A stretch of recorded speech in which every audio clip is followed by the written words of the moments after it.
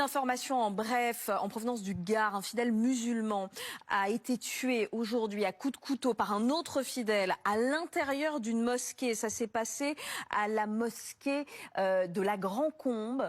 C'est ce que nous dit le procureur de la République d'Alès. On ne sait pas, on ne connaît pas le mobile de cette attaque. Ce que je peux vous dire, c'est que l'auteur présumé n'a pas été identifié et qu'il n'a pas été interpellé non plus. Alors, le fidèle n'avait pas été identifié et pourtant BFM TV nous stipulait que c'était un autre fidèle musulman de la mosquée. Ce qui s'est avéré complètement faux parce que c'est un bosniaque qui est venu, un français bosniaque qui est venu tuer un musulman avec un acte islamophobe absolument hallucinant. Pour ceux qui n'ont pas suivi, le mec il est rentré dans la mosquée, il y avait un gars en train de prier, il est arrivé derrière, il l'a poignardé de je ne sais pas combien de coups de couteau, il l'a tué.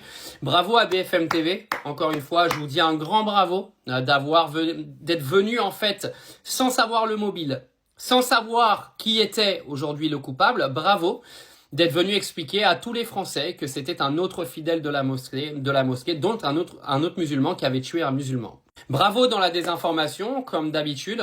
Je peux vous dire que si ça avait été une autre religion, jamais de la vie, ils auraient dit ce genre de dinguerie.